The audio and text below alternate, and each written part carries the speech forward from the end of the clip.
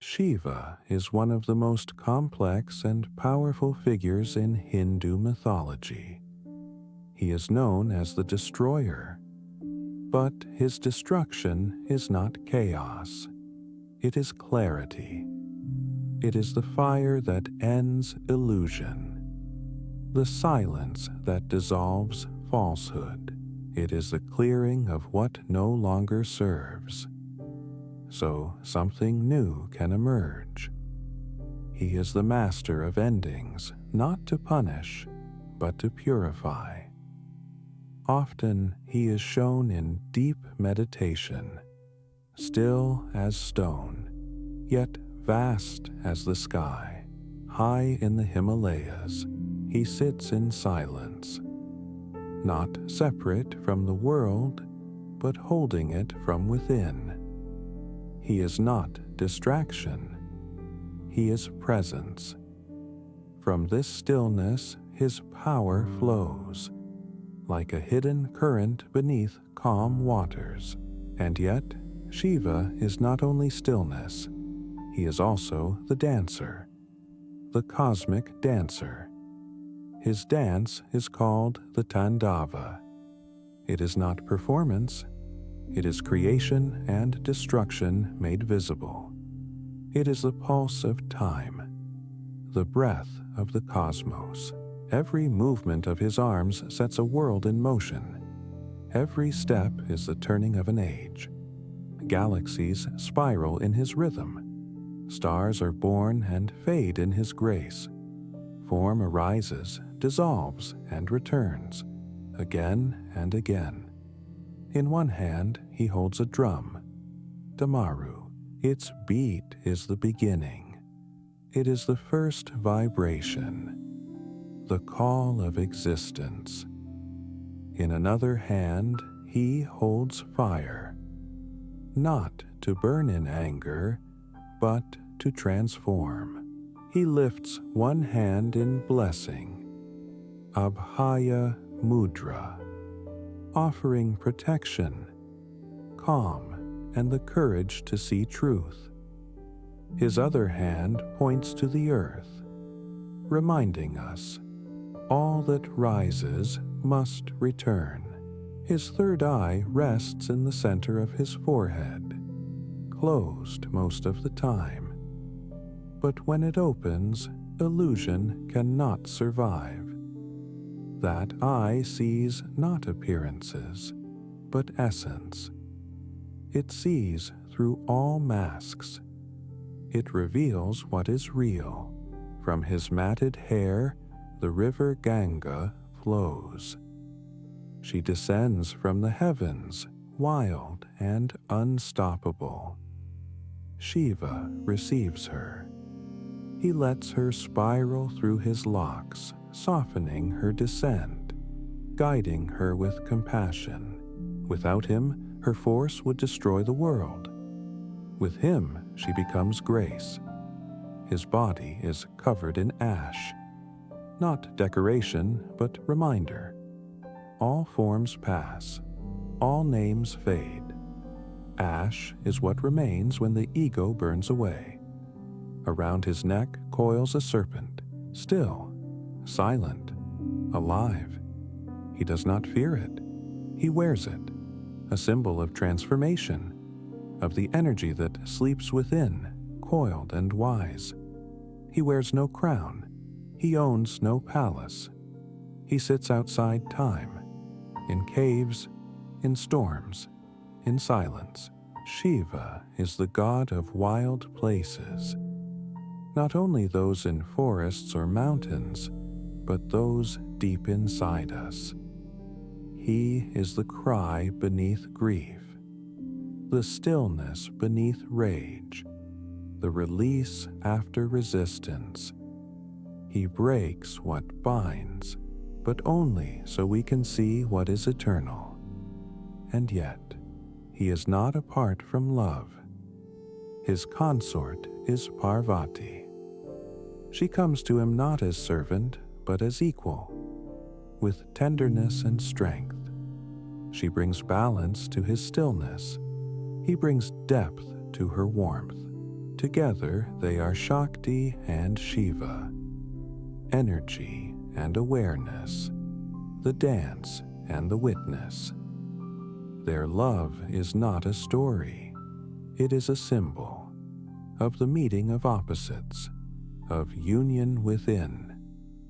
To walk with Shiva is to walk the edge, to look inward even when it's hard, to face truth even when it shakes you, to surrender, not in defeat, but in freedom.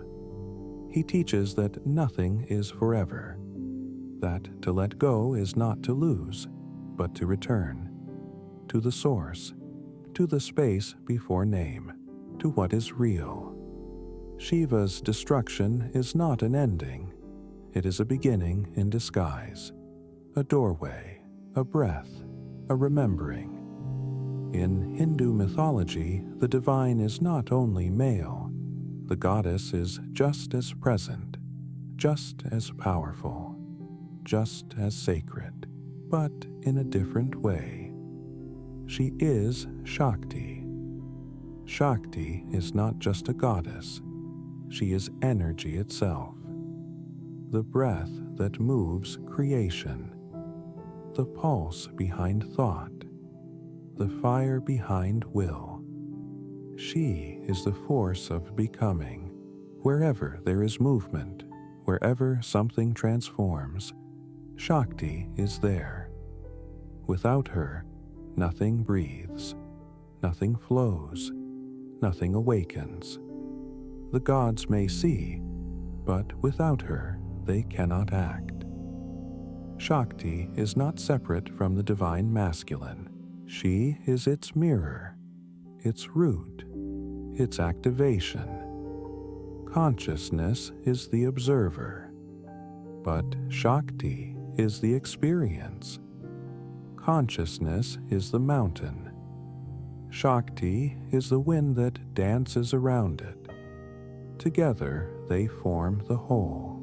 She takes many forms, each one a reflection of life's complexity.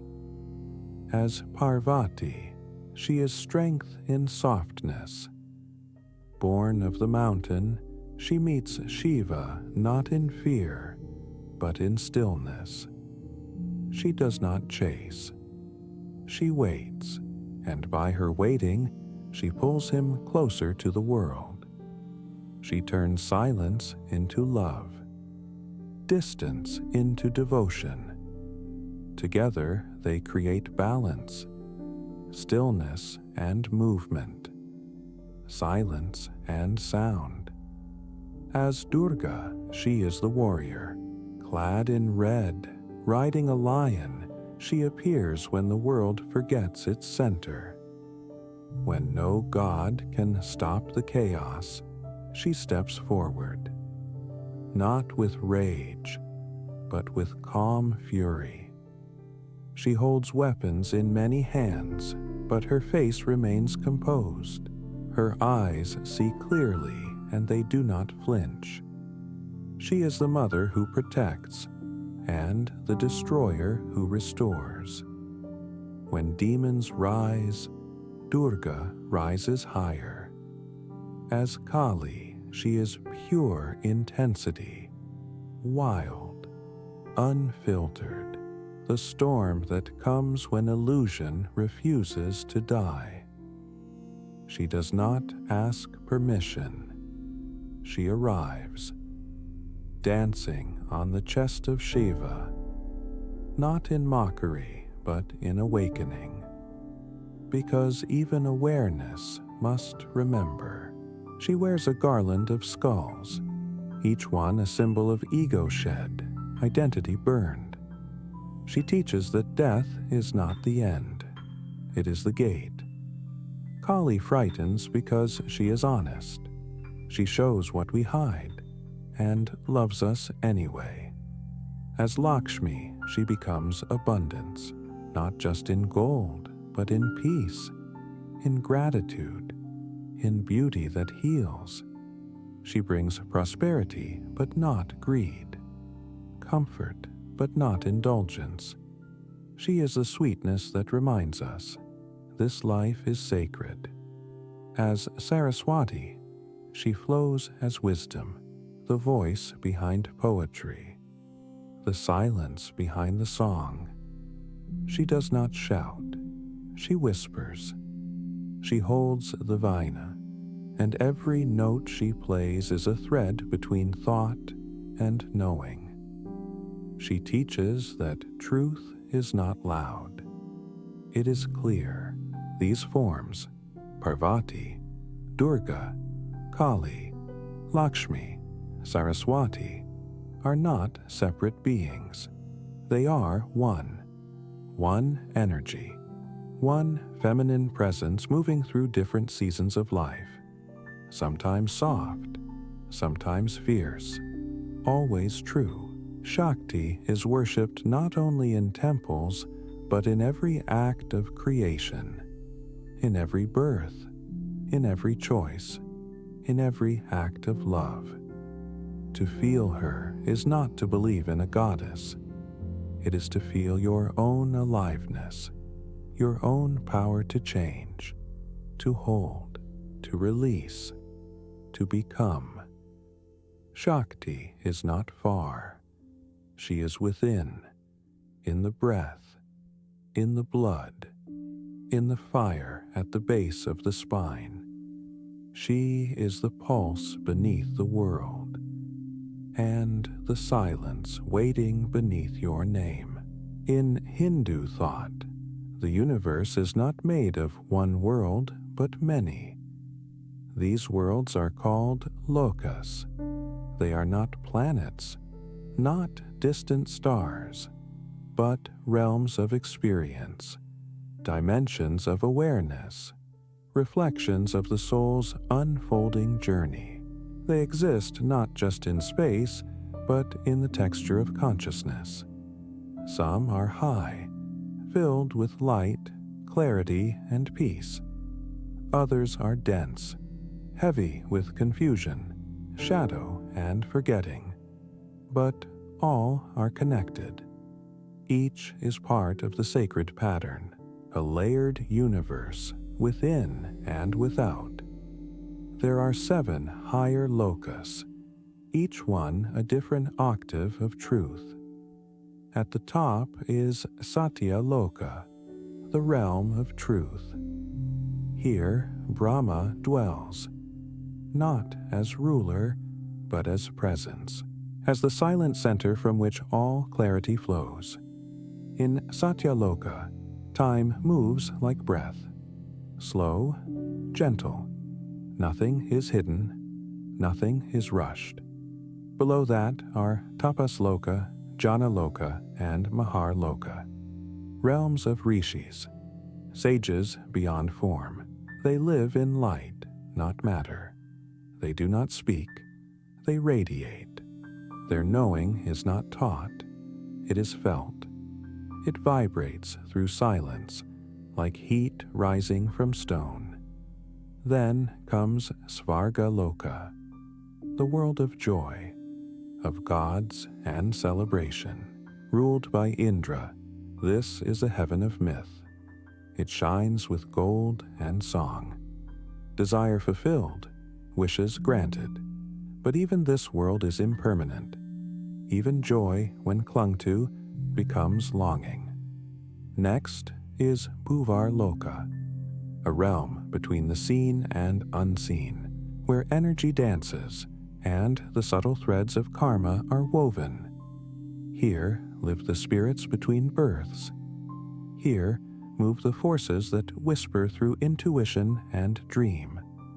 And then comes Bhuloka, the earth, our world, our stage, our sacred crossroads.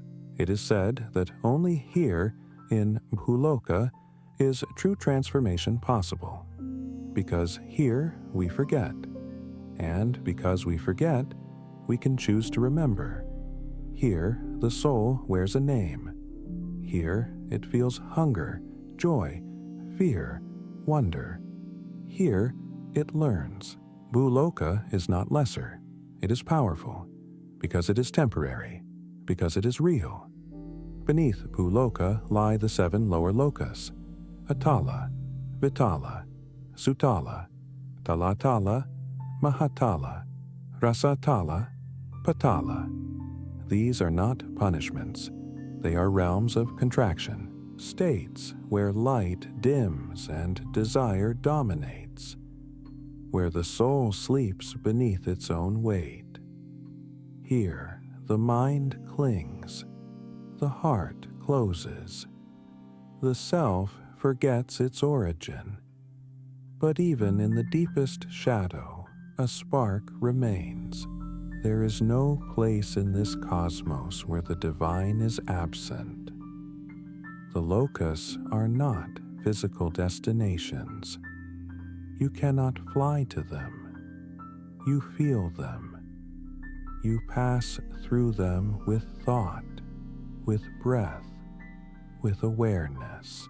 When you are in peace, you touch satya. When you act with ego, you fall through patala. You rise and fall many times a day. The lokas are not far. They are here. They are layers of the self.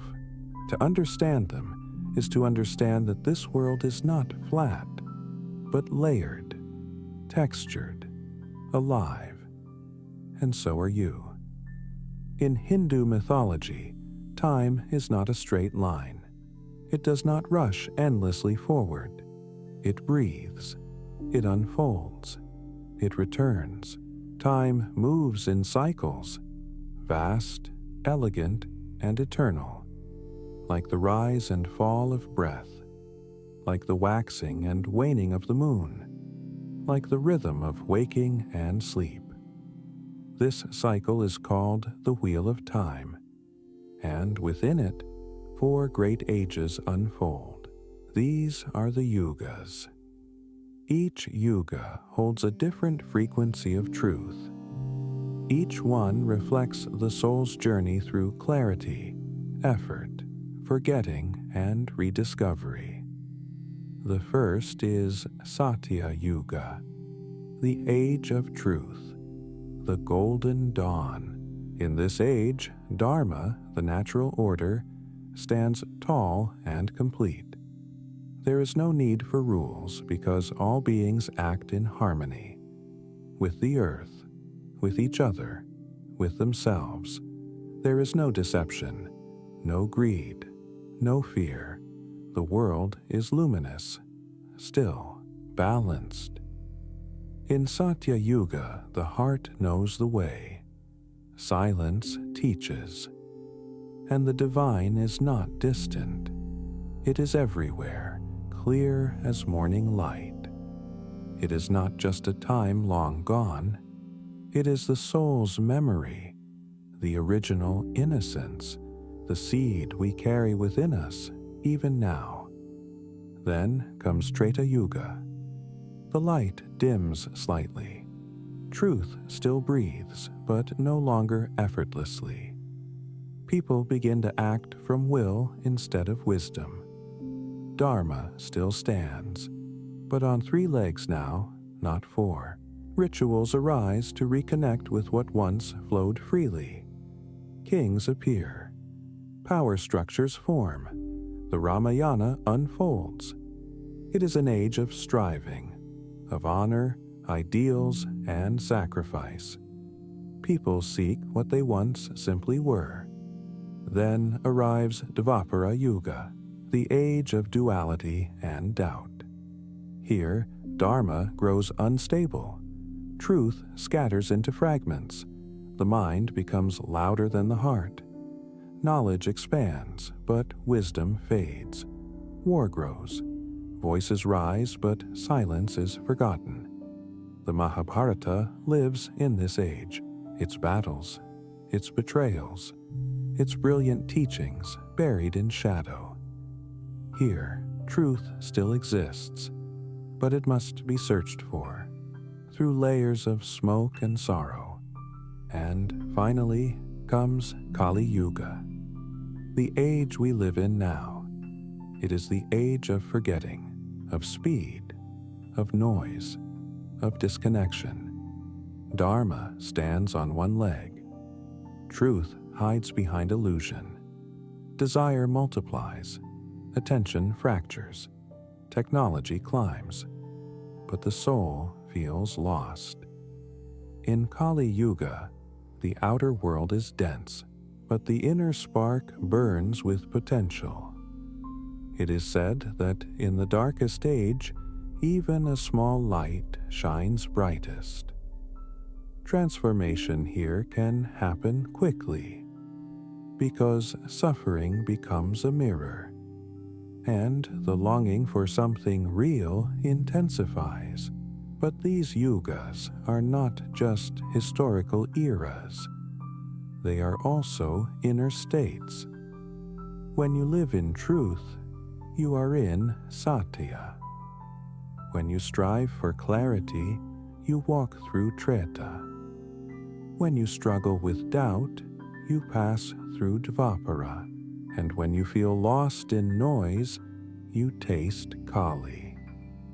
The wheel of time is not fixed in the sky. It turns within you, again and again. And with awareness, you can rise. You can return, not backward, but inward, to the golden center that never left. Behind every story in Hindu mythology, there is something deeper. A truth not about gods, but about you. About how the world moves, and how you move through it. Not only in one life, but across many. Not only in moments of clarity, but even in the midst of confusion. At the center of this understanding is Dharma. Dharma is not law. It is not rule. It is rhythm. The quiet order beneath all things.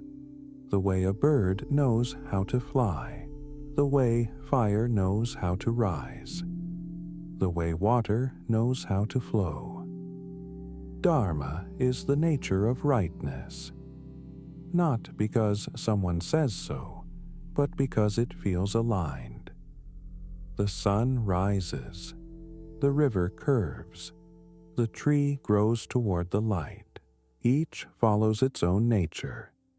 This is Dharma. For humans, Dharma is choice. To speak truth, to act with care, to live in alignment. Not with fear, not with force, but with presence. When we live in Dharma, we feel connected, not perfect, but whole. And when we turn away from that rhythm through confusion, greed, fear, or pride, there is a ripple. That ripple is karma. Karma means action, but not just physical action. It is thought, intention, energy. Each moment we live, we plant a seed. That seed grows, sometimes fast, sometimes slowly, but always in harmony with what we've placed into the soil. Karma is not punishment. It is not reward. It is response. A mirror. It is the universe saying, "Look here. Look again." It invites correction, not shame. It allows transformation, not blame. When we hurt, we feel separation. When we love, we restore unity. And karma is never fixed. It changes, moment to moment. It moves with intention, like wind shifting direction. With awareness, karma becomes path. And through karma, we move, from one life to another, from one form to another. This motion is called samsara, the wheel, the turning, the cycle of birth and death, forgetting and remembering. We are born, we love, we lose, we die, and we return. not as punishment, but as learning. Samsara is the classroom, earth is the chalkboard, the body is the pen, and the soul, it is the student. It writes, it erases, it learns again. But we do not spin forever. There is a door, there is a moment, a clarity, a silence, a freedom. That freedom is moksha. Moksha is not a place. It is not a reward. It is awakening. It is the falling away of illusion, the dropping of masks, the stillness that says, you were never bound. It is the peace that does not come and go. It is the fire that does not burn. It is the light that does not blind. In moksha, there is no need to become, because you remember what you are, whole, eternal, one. Dharma is the way. Karma is the motion. Samsara is the cycle. Moksha is the return. These are not beliefs. They are mirrors, maps, breath. They are not far. They are here, within every choice you make, within every step you take. And in that quiet knowing, you walk the sacred path. Before creation, before form, before even the first thought, there was sound, a sound not made by lips, not shaped by air, but present, eternally, vibrating softly beneath all things, waiting, calling, breathing. That sound is Om. In Hindu tradition, Om is not just a word. It is not something we say. It is something we feel. Om is the sound of existence itself, the pulse behind all being, the original vibration, the root from which everything rises, and the silence to which all returns. It is said that the cosmos was born from Om, and when the world dissolves, it dissolves back into Om. It is the first spark, the final echo, and the sacred space in between. Om is made of 3 parts, A, U, M. Each one holds meaning. Each one is a doorway. A is the beginning, the sound of creation. It opens the mouth, like sunrise opens the sky. It is the waking state, the start of movement, the first breath after stillness. When you chant A, you feel it in your chest, in the heart, in the will to rise. It is energy becoming form. U is the bridge, the flowing middle, the dreaming state, the movement from doing to being. It resonates in the throat, in the place of expression, choice, connection. It is the river. It is the space between steps. It is the now. M is the closing, the hum at the end, the return. It rolls gently in the mouth and vibrates through the head. It is deep sleep, surrender, dissolution, the sound of coming home, and then silence. But this silence is not absence. It is full, alive, holding all the sounds that ever were, and all those still waiting to be born. To chant Om is to align, to tune yourself back to the source, to bring the scattered parts of the self into harmony. It is not repetition, it is remembrance. When you close your eyes and breathe, you may hear it, not with your ears, but in your spine, in your bones, in the still space behind thought. Om is the vibration behind every mantra, the hum beneath all prayer, the rhythm beneath the world. It does not speak in words, It speaks in feeling, in presence, in return. Om is not something we reach for. It is something we uncover. It is the thread that connects all life. The breath before identity, the witness before name. And in its stillness, you are whole.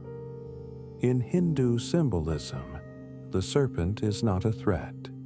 It is a teacher, a guardian, a keeper of ancient power. Coiled at the base of the spine, the serpent sleeps, not in fear, but in readiness. This energy is called Kundalini. It is the life force hidden within the body, a quiet fire, a current of awakening, a memory of something ancient, still alive inside you. Most of the time it rests, not because it is absent, but because we are not yet listening. Kundalini waits, not with impatience, but with wisdom. It stirs only when the breath slows, when the thoughts grow quiet, when awareness turns inward, and then, softly, it begins to rise. Not with violence, not with noise, but like incense curling upward, like smoke rising from still coals. Subtle, slow, certain. As it rises, Kundalini travels through the chakras, the sacred centers of energy along the spine. Each chakra is more than a point. It is a doorway, a lesson, a mirror. At the base, Muladhara, the root. Here lives survival, grounding, stability. It is the place where the soul meets the earth. Above it, Svadhisthana, the sacral. Here flow emotion, pleasure, and creation. The waters of feeling move freely or become stuck. Then Manipura, the solar plexus, the fire of will, direction, power, the spark of purpose, the warmth of I can. Next is Anahata, the heart, the place where self meets other, where pain opens into compassion, where walls become windows. Then Vishuddha, the throat, the voice of truth, the river of expression. Here silence becomes song. Ajna, the third eye, clarity, sight beyond sight, not just seeing but understanding. And finally, Sahasrara, the crown, the lotus with 1,000 petals, the opening, the return. Here, Kundalini meets pure awareness. Self dissolves into source, not in disappearance, but in expansion. There is no more becoming. There is only being. This journey is not a climb. It is not escape. It is a remembering. Each breath clears fog. Each pause softens fear. Each step brings the self back to wholeness. This is not for the few. It is not fantasy. It is already within you. Kundalini is the bridge between the known and the mystery, between the body and the beyond, between matter and light. The serpent does not strike. It spirals, and in rising, it does not burn. It frees. To awaken Kundalini is to come home, to your body, to your breath, to the sacred current that lives in all things. Among all rivers, one is not just admired, but worshipped, not just as water, but as a goddess. Her name is Ganga.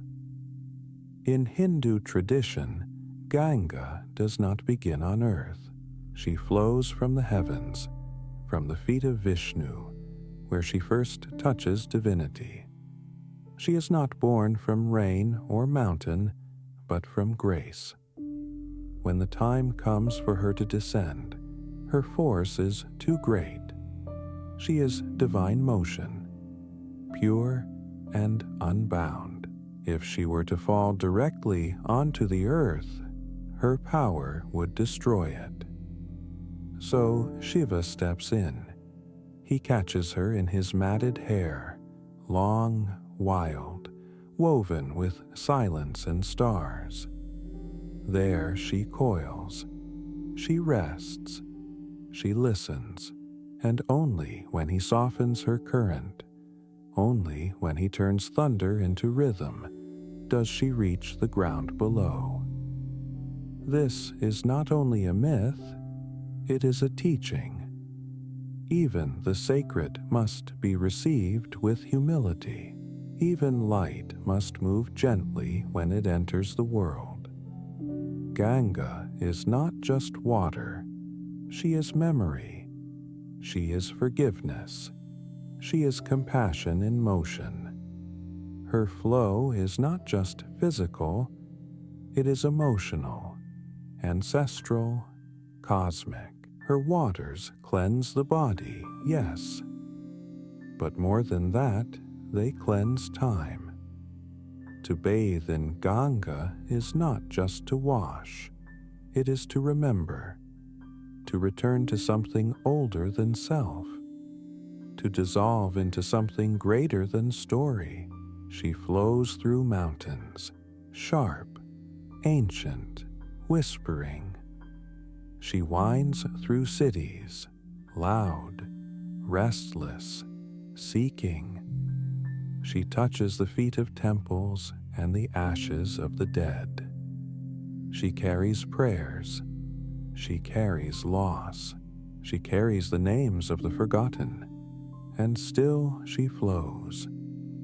At dawn and dusk, people come to her banks, with flowers, with fire, with silence. They light diyas, small lamps, and place them on her surface. The flames drift, they flicker, they vanish, but the intention remains. Even the thought of Ganga is said to purify, because she is not an idea. She is presence. She is a mother, a guide, a path made of water. To walk beside her is to feel softness beneath grief. To place your feet in her current is to step into timelessness.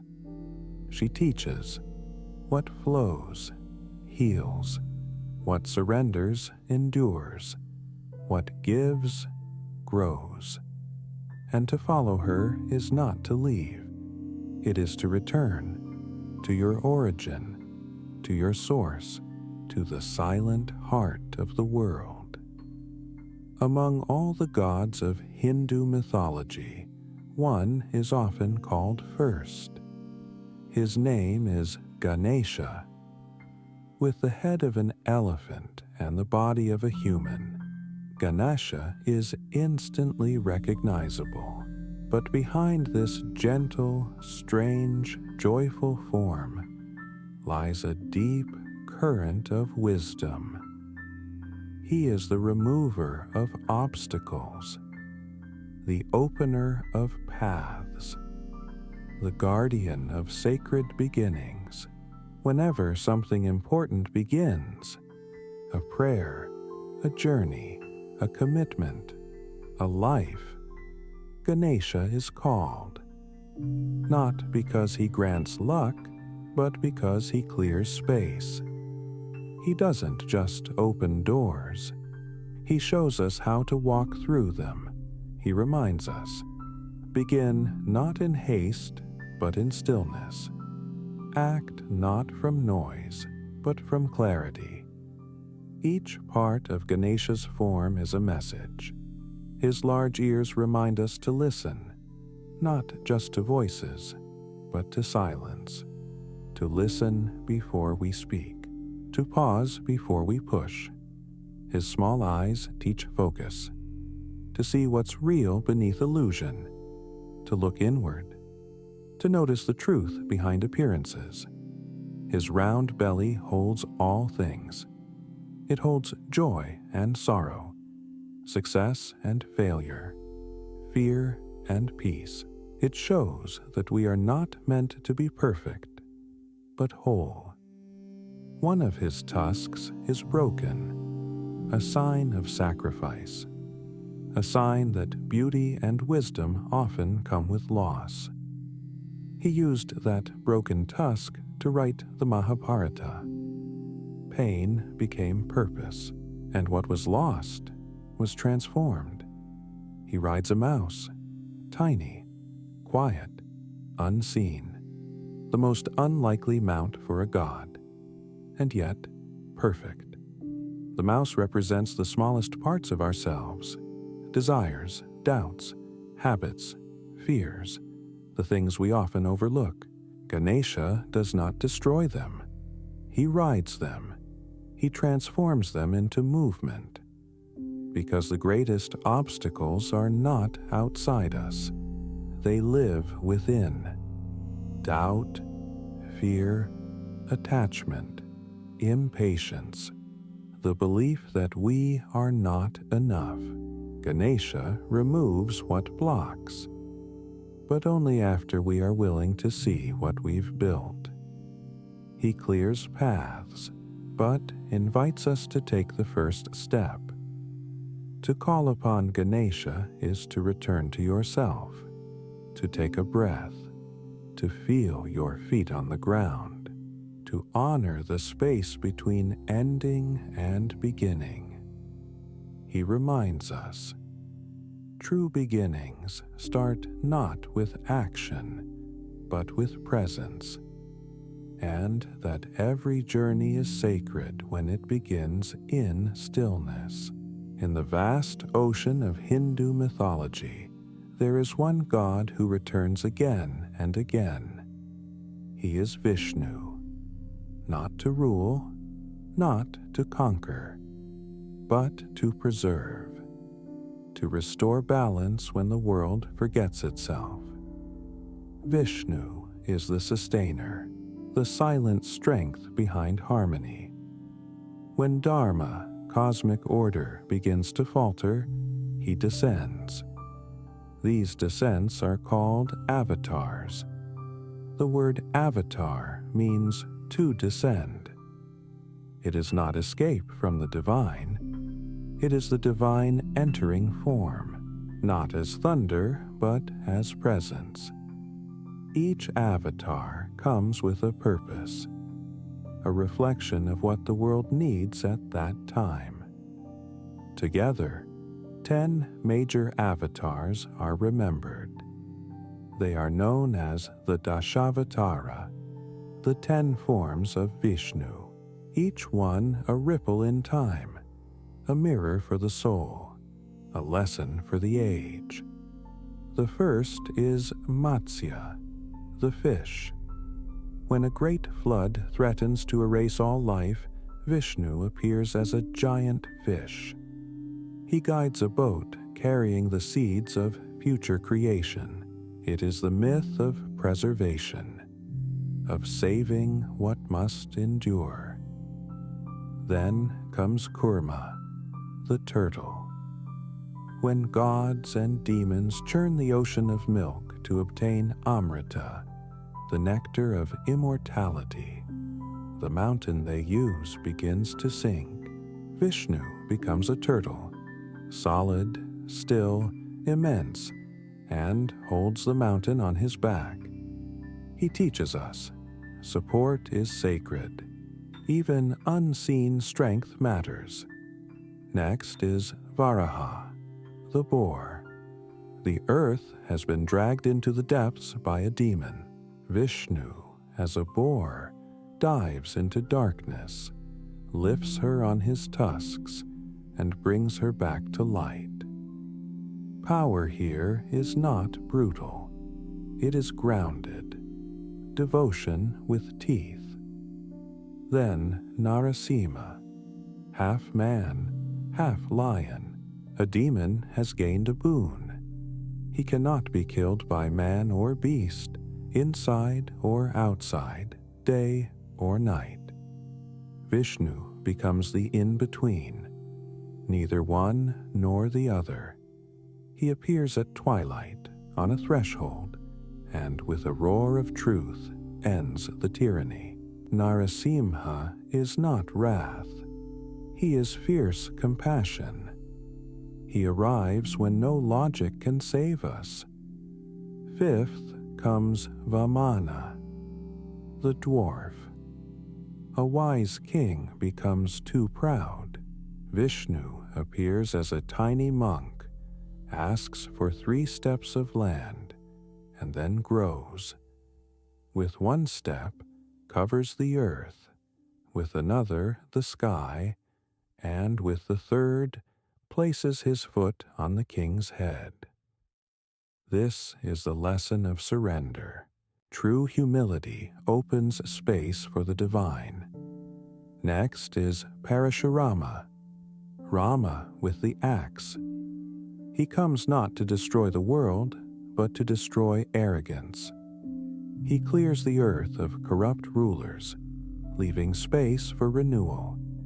He is fire that clears the field. Then Rama, the prince of Ayodhya. His story lives in the Ramayana. He is Dharma made flesh, a ruler who chooses exile over injustice, who walks the path even when it breaks his heart. His lesson: honor over ease, truth over comfort. 8th is Krishna, divine child, cosmic lover, charioteer of Arjuna in the Mahabharata. He plays the flute, but his music holds galaxies. He laughs, teases, dances. But beneath that joy is vastness. His lesson: life is play, and play, when conscious, is sacred.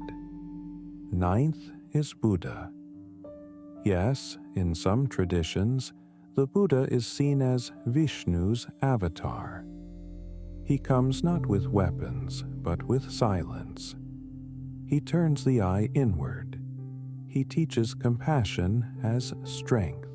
Buddha's presence says, you don't need to fight to awaken. The 10th has not yet come. His name is Kalki. He will ride a white horse at the end of the current age, Kali Yuga. He is the reset, not vengeance, but cleansing, the return to Satya Yuga, the next inhale of the cosmic breath. These avatars are not just stories, they are archetypes, movements of consciousness. And within you, each one already lives. In the beginning, before gods had names, before form had shape, there was only presence.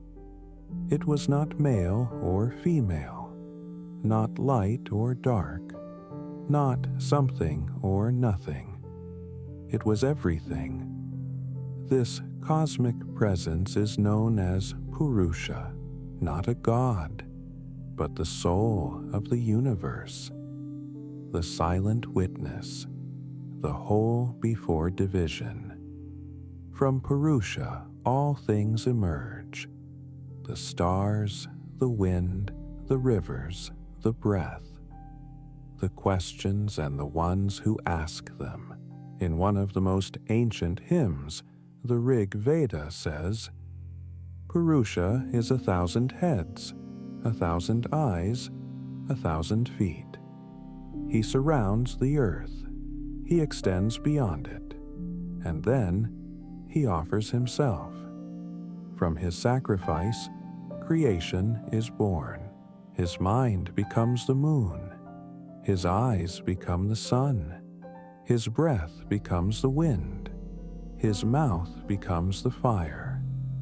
From his body arise the directions, the seasons, the animals, the humans.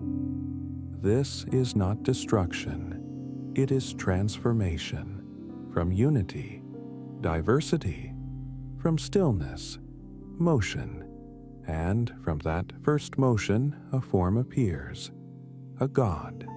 His name is Brahma. Brahma is the creator. He sits on a lotus which rises from the navel of Vishnu, who sleeps on the great cosmic ocean. Brahma has 4 heads, one for each of the Vedas, one for each direction, one for each way of seeing. He creates the world not once, but again and again. For time itself is cyclical, and each cycle, each kalpa, has its own dawn. Brahma creates the heavens and the earth, the gods and demons, the humans and the animals, the mountains and the oceans. But he is not worshipped widely, because creation, though sacred, is only the beginning. Brahma represents the mind, the power to imagine, shape, give form. But once form is born, the journey truly begins. And that journey belongs to Vishnu, who sustains, and Shiva, who transforms. Still, without Brahma, there is no canvas, no space for the dance. Without the first breath, there is no rhythm. And without Purusha, there is no one to breathe. So creation is not an event. It is a pulse, a wave that rises from the formless and returns to it, again and again. You are not outside of this. Your body is earth, water, fire, air, space. Your breath is the wind of Purusha. Your thoughts, the echo of Brahma's mind. And in moments of stillness you may feel it, not as a thought, but as a remembering that before you were a name, you were the whole. In the West, death is often seen as an ending, a door that closes, a final silence. But in Hindu thought, death is not the end. It is a passage. It is not a wall. It is a doorway, not a fall into nothing, but a step into remembering. The soul, or Atman, is eternal. It does not die. It does not vanish. It travels. Each life is like a garment, worn for a time, then set aside. In the Bhagavad Gita, Krishna says, "As a person sheds worn-out clothes and puts on new ones, so the soul leaves the body and enters a new one." This movement is called samsara, the cycle of birth, death, and rebirth. Not as punishment, not as reward, but as learning. The soul enters a form to remember itself, to feel, to choose, to fall and rise and fall again, until it no longer needs to. When death comes, it is not random, it is not cruel, it is timing, a ripening, a signal that the lessons of this body are complete. The body returns to earth, but the self moves forward. There is a moment between lives when the soul rests. It reflects, it remembers, it is held. This is the subtle space where karma is gathered, where choices take shape, where the next life begins to form like a seed beneath the soil. And then, rebirth, a new body, a new family, a new forgetting, but also a new chance. Not all souls return immediately. Some linger, some rise, some find moksha, liberation, the breaking of the cycle. Not an escape, but a return, back to stillness, back to wholeness. In this view, death is not darkness. It is transformation. It is the falling of a leaf that feeds the root. It is the night that holds the dawn. To live with this knowing is to walk gently, to love deeper, to let go easier, because you are not your endings. You are the light that moves through them, and death is not your opposite. It is your mirror. It does not erase. It reveals. Temples in India rise from stone and silence, built with care, placed with purpose, aligned with stars, rivers, winds. But beyond these sacred walls, there is another temple, one that is never built, one that is always within. Your body is a temple, not in metaphor, but in truth. In Hindu thought, the body is not a burden. It is a vessel, a bridge between the seen and unseen, a place where the divine enters matter. The spine is the pillar, the breath is the incense, the mind is the altar, and awareness is the flame. Within this temple are chambers. Each chakra is a room of awakening. In the root, you find grounding. In the sacral, movement. In the solar plexus, power. In the heart, love. In the throat, truth. In the third eye, vision. And in the crown, stillness. To enter the temple is not to go far. It is to turn inward, to bow, to breathe, to listen. Silence becomes sound. Stillness becomes offering. The ancient rishis did not only look outward. They sat, they listened, they turned the gaze inside, and what they saw was vastness. Rituals are not only actions, they are reminders, a way to return to center. When you close your eyes, you enter the sanctum. When you speak with care, you light a lamp. When you walk with presence, you walk the path.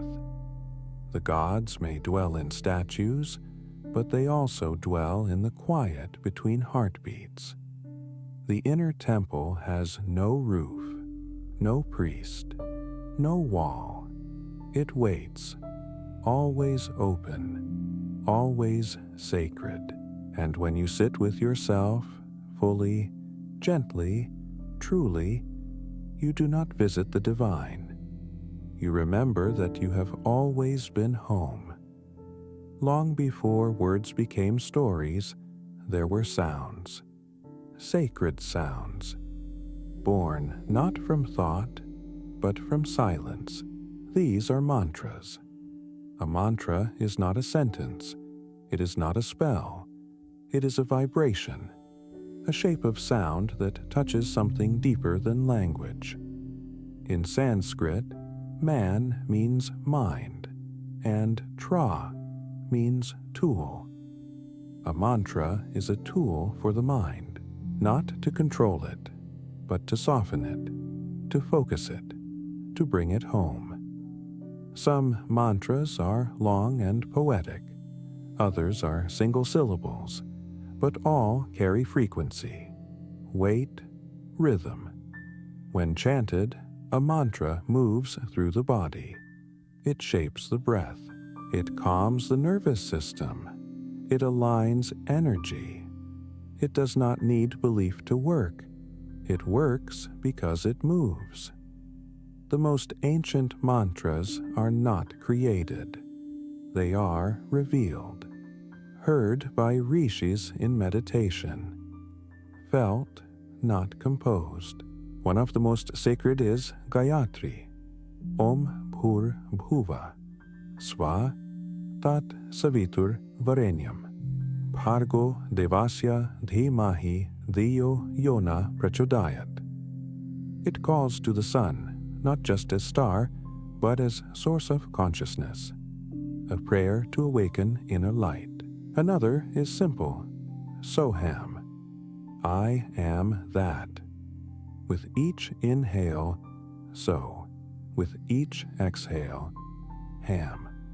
A reminder that the self and the divine are not two. When mantras are repeated with attention, they become portals. The mind settles. The heart opens. Stillness expands. The lips may chant them, but the soul hears them. And even when spoken silently, a mantra vibrates within the bones, within the breath. You do not need to understand it, only to listen, because sometimes meaning comes after sound, and sound was always sacred. Time in Hindu thought is not a straight road. It is not a line you walk from birth to death. It is not a countdown. It is not a trap. Time is a wheel, a great turning, a sacred spiral, ever circling, never still. This wheel is called Kala Chakra, the wheel of time. It is not mechanical, it is alive. Time does not just pass, it breathes. It opens and closes. It expands and contracts. Day follows night. Season follows season. Birth follows death, and then again, birth. The universe, too, breathes. It is born, it expands, it rests, it dissolves, and then it begins again. Each turn of the wheel is a kalpa, a cosmic day in the life of Brahma. One kalpa spans billions of human years, and after that comes night, just as long. Creation, rest, destruction, silence, again and again. This is not a cycle of despair, it is a rhythm of grace. We are not trapped by it. We are moved by it. Even our lives follow this pulse. Childhood, youth, maturity, old age, waking, dreaming, sleeping, stillness, inhale, exhale, pause, begin again. You are not separate from time. You are made of it. You are a cell in the breathing of the cosmos, a wave in its tide, a syllable in its song. To understand Kala Chakra is not to control time, but to flow with it. When we resist change, we suffer. When we hold on, we are dragged. But when we trust the wheel, we are carried. There is no need to rush. You are already riding time. Every moment takes you forward, and also home. You are not running out of time. You are returning to the center of it. And in that center, all is still. In the heart of Hindu tradition, there is one presence that holds all others. She is not above. She is beneath. She is not distant. She is here. She is Bhumi Devi, the earth as goddess, the mother of all.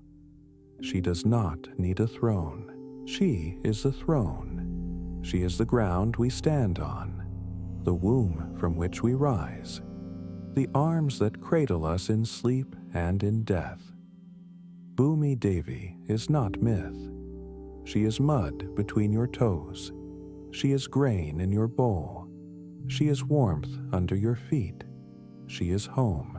She is patient. She is wounded and still gives.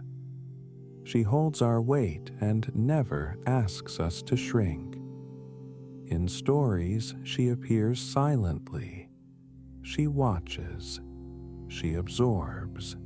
She endures. when Ravana stole Sita, when war raged, when Dharma trembled. It was the earth who opened and received Sita back into herself. It is said the earth records everything, not in judgment, but in memory. She remembers our footsteps. She remembers our healing. She remembers our cruelty. She holds it all until we learn. To touch the ground before prayer is to greet the Mother. To place your forehead on the soil is to return, not to weakness, but to belonging. She teaches quietly, through trees, through rain, through the way roots hold without clinging. Her message is simple: grow slowly, stand humbly, give freely, break and bloom again. She is not separate from Shakti. She is Shakti, made tangible. She is not distant from the divine. She is the divine, made green. To harm her is to harm ourselves. To ignore her is to forget our origin. But when we walk with care, when we grow food with love, when we sit beneath her sky and simply breathe, we remember. She is not just the ground. She is the heart beneath it. And in her silence, she is always singing, "You were born of me, and one day you will return. But until then, live gently." In Hindu thought, the divine does not wear one face, it wears three, not as separate gods, but as three movements of the same force. This is the Trimurti, three aspects, three rhythms, three ways in which the universe lives, breathes, and transforms. First, Brahma, the creator. He brings form to the formless. He imagines. He names. He sets the wheel of time in motion. From his vision, the cosmos unfolds. Stars spiral, oceans rise, stories begin. He is the painter, the dreamer, the one who draws the first breath. Yet he is not the beginning. He is beginning itself. Then, Vishnu, the preserver. He holds the center. He sustains the order. He walks beside the world when it forgets itself. In times of crisis, he takes form. As Rama, as Krishna, as the silent current of compassion beneath chaos. Vishnu is the breath that continues, the memory that steadies, the ocean that holds all waves. He teaches that care is strength, that balance is sacred. And finally, Shiva, the destroyer. But destruction here does not mean rage. It means release. He is the fire that clears the old, the silence after song, the stillness after storm. He dances, and in his dance, illusions fall away. He does not end what matters. He ends what binds. He breaks so truth may grow.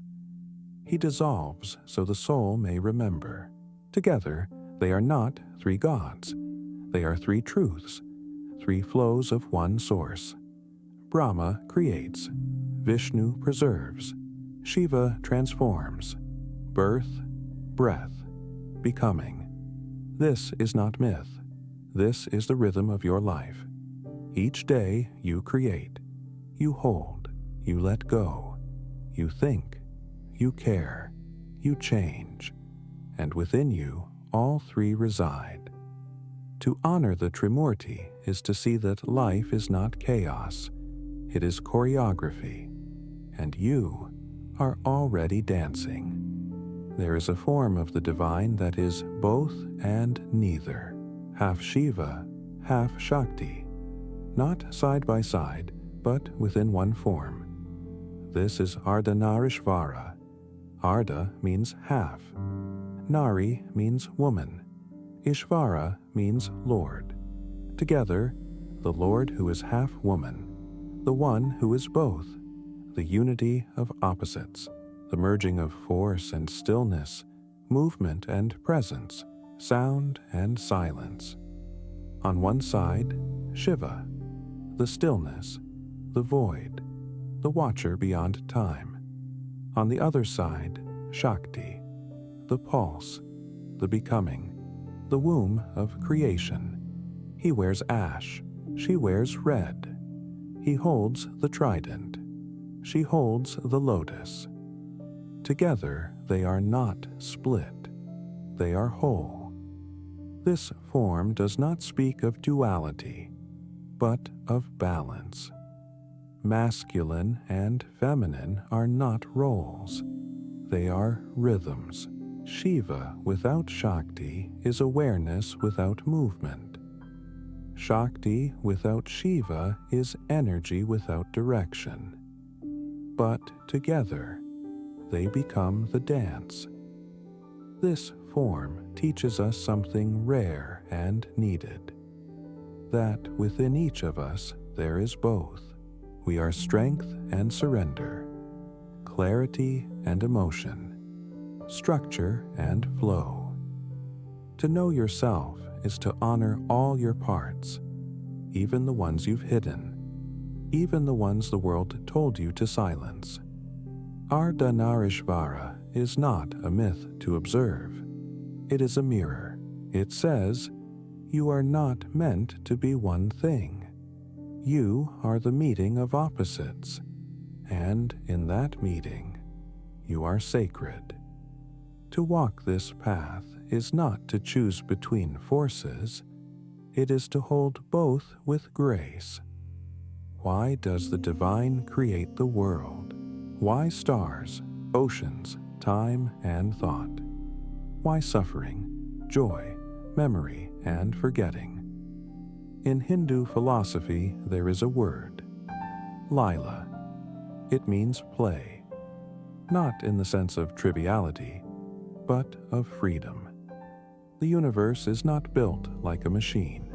It unfolds like a song, like a dance, like a story told by the soul to itself.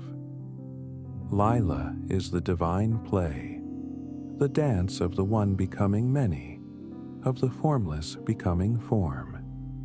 It is not duty, it is not necessity, it is delight. The gods create not to prove power, but to taste experience, to explore beauty, to feel love, even if it means feeling loss. Krishna's flute is Lila, his laughter, his mischief, his walking away and returning again. Shiva's dance is Lila. He spins, destroys, and pauses, not in anger, but in rhythm. Every life is Lila, every question, every longing, not meaningless, but meaningful because it is free. We are not puppets, we are players, and the stage is sacred. You fall, you rise, you learn to laugh again. And in that laughter, the divine smiles through you. Lila does not ask you to be perfect. It invites you to be real, to show up, to move with curiosity, to love, knowing love may change. Even your pain is part of the dance. Even your silence is part of the song. And when it ends, it begins again. Not to escape, but to taste being once more. And so this moment, right now, is not small. It is the play of the infinite through your breath. And in that breath, everything is sacred.